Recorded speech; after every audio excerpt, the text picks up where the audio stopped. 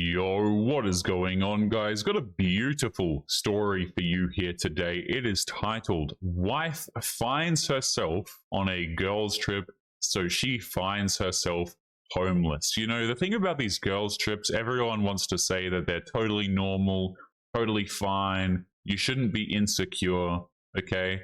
But I think that girls trips are such a massive red flag. If your woman or your wife wants to go out there on girls trips, I think it is absolutely cause for concern. A lot of these women end up cheating. They end up finding themselves in the bedroom of other men. And I think altogether it is a net negative, huge red flag. But we have a lot of guys these days who are like, I don't want to be called that insecure man. So they put up with it.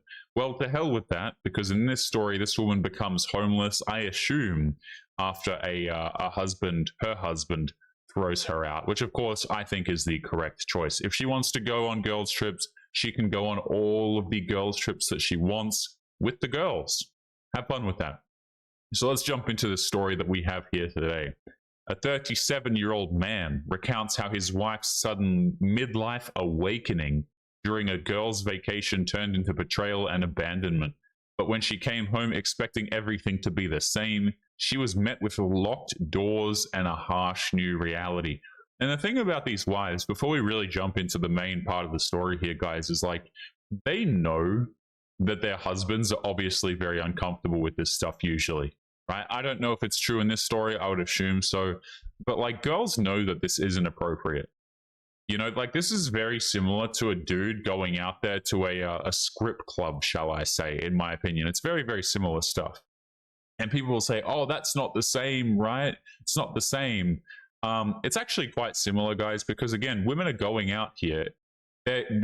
Women receive, let me put it this way, women receive so much attention from men, especially when they're traveling, okay? They're traveling alone. They're traveling in girls groups and things like this, guys, that they are absolutely inviting male attention, right? So in my opinion, if the women are out here, particularly wives, they're out there inviting male attention, I think it's very similar to men giving away their attention to women who are not their wives. But a lot of society isn't really ready for that one. So let's jump into the story here.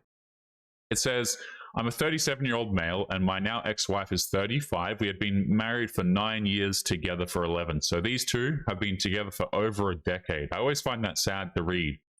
Let's continue. On the surface, we had it all. We had a modest home, 2 stable incomes, no major debt, and decent friends. We were not flashy people, but we worked hard and stayed loyal, or so I thought. Around our 9th wedding anniversary, she started talking a lot about how she lost herself in the routine of life. I noticed how these women, guys, like, they just become bored. You know, like, they want to go out there, they want to hook up with dudes, they want to go on these girls trips.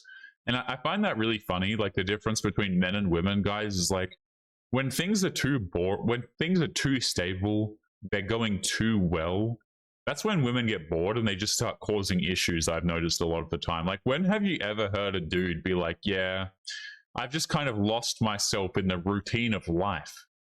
It doesn't happen, man. Like, because again, routine, a lot of guys love routine.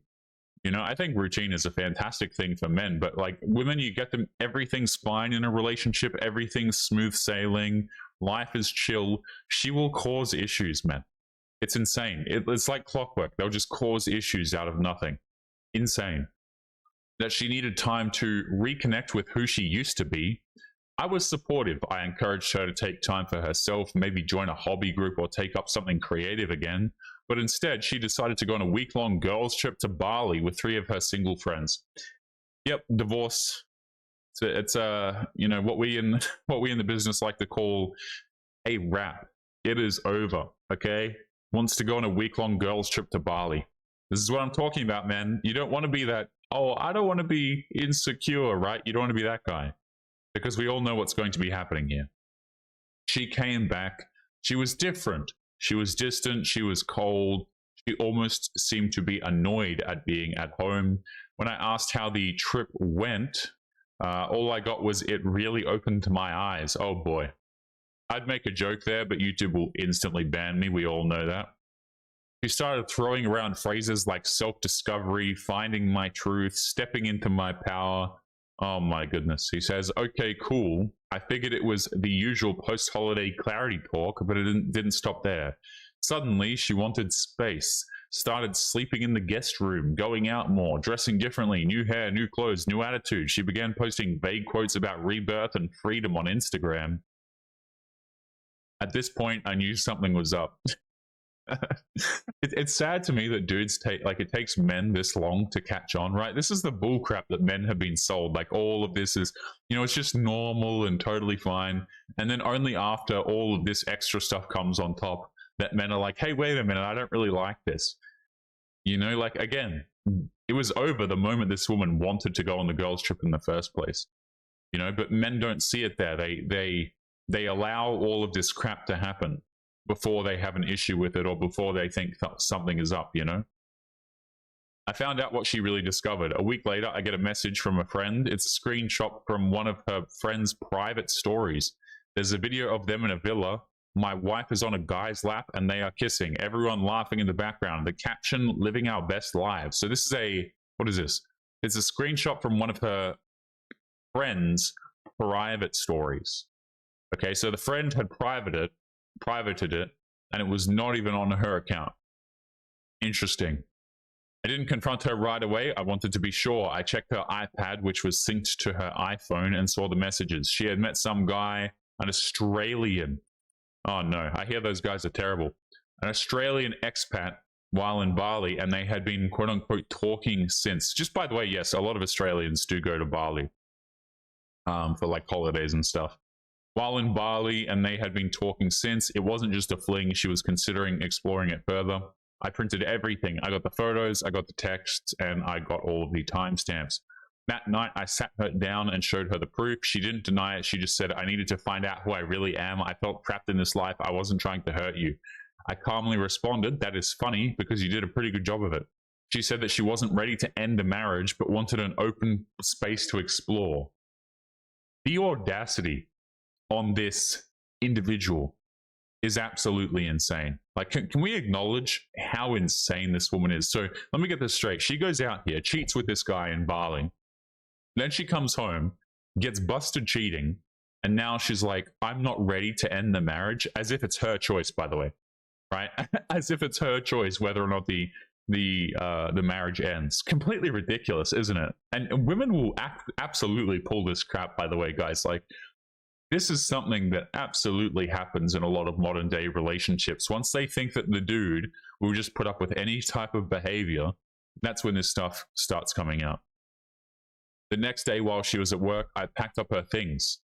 Everything. Clothes, books, makeup, boxed and labeled. Changed the locks, left her a note and the key to a storage unit.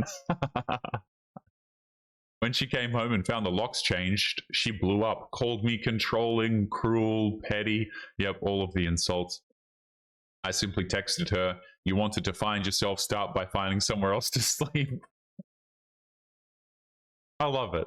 I absolutely love it. Some of these guys, man, I do, once they really catch on and they're like, okay, I'm not having this, it's over. They really do put their foot down, which I can appreciate, and I do find it very funny. I think the men should have put their foot down earlier, to be honest. But hey, better late than never, I suppose.